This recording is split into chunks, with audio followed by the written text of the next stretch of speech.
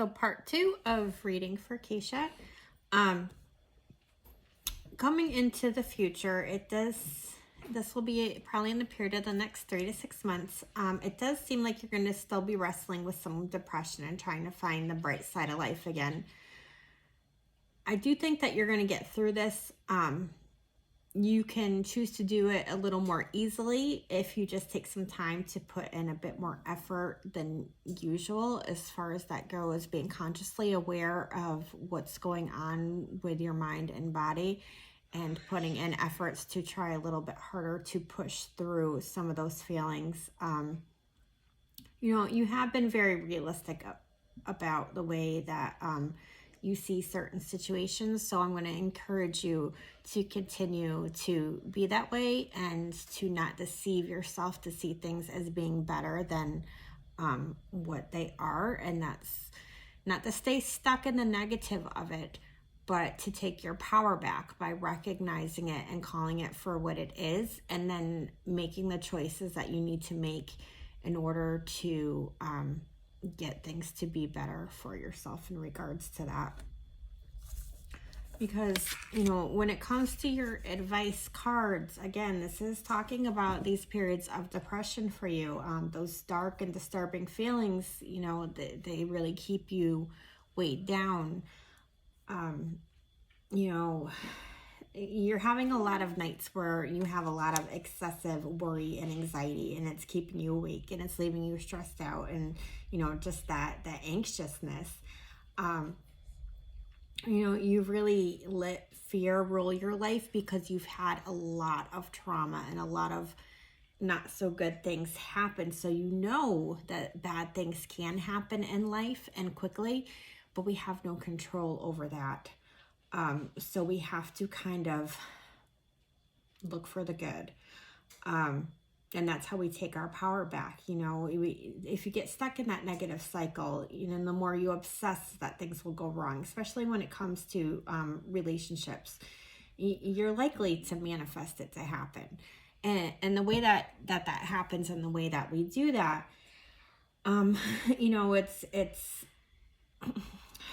you start to push your partner away with your fears and with your anxiety, and till that day comes where they're just so fed up and overwhelmed with it that they actually are disconnected from you and start to not really care because it's just been so much for so long of that pressure. And that's the time where they do start to, pick up with somebody else. So it almost becomes a self-fulfilling prophecy when we do these behaviors. So I really want you to take some time to stop looking for what could be going wrong and what, only deal with that when it's in the moment of actually happening. To find gratitude in the good things. Try to focus on the good things as much as you can, because there are good things going on in your life, and staying stuck on the negative things is keeping you stuck as a person. As far as people in your life, in this relationship in particular, this person, they have a hard time understanding you, but the flip side of that is that you have a horrible time understanding them. There's just so much miscommunication in this relationship. Being able to talk calmly and in ways and in language that each other can understand, that's the critical part in this and with this person. And that's the thing that's missing as far as being able to make this work. When this is your hopes, and your hope is that you long so much for just that deep emotional connection with people in your life, those deep friendships, that deep love, that understanding, to be understood without even words being spoken, to have that kind of understanding. You want that sisterhood with your friends, and you want that connection with your partner, and that's your hope. Now, if your life continues to go on the path that it's going, and the decisions being made, are played out in the way that I'm foreseeing them, it does seem like you are going to have love in your life. Once again, this is your distant future card, so we're going out, about a year's time here with this, but you are going to start to have those connections and those meaningful relationships that you want so badly. It's going to take effort on your part and learning to communicate on your part. The passive aggressive little tendencies, you're learning they don't work.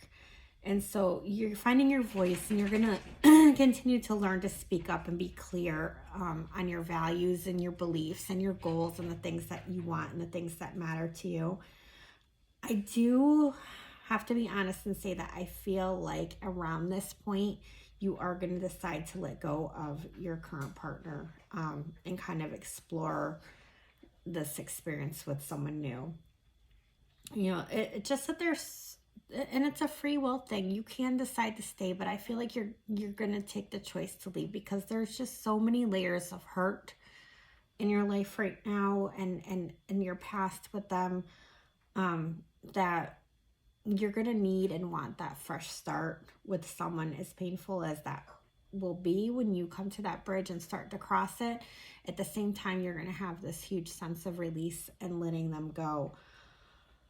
And I do feel like you and this new partner, you're both going to be coming out of very similar situations. And you're both going to be feeling pretty vulnerable at the start of this. You know, you're going to have to make a choice about how you want to spend the rest of your lifetime. And you can stay caught up in what you're currently in. And I feel like that's going to not improve and continue to stay just about the same.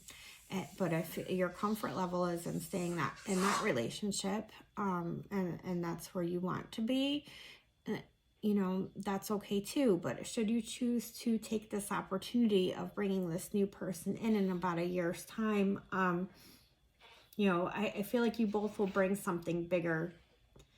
You both are not that you're half a person, but you both each have half of something that once it comes together, it's going to make you both feel whole. It's going to be an opportunity to have that connection that you're truly seeking. So I love you lots. I know this reading is a lot to take in, so love your feedback, and I'll talk to you soon. Bye-bye.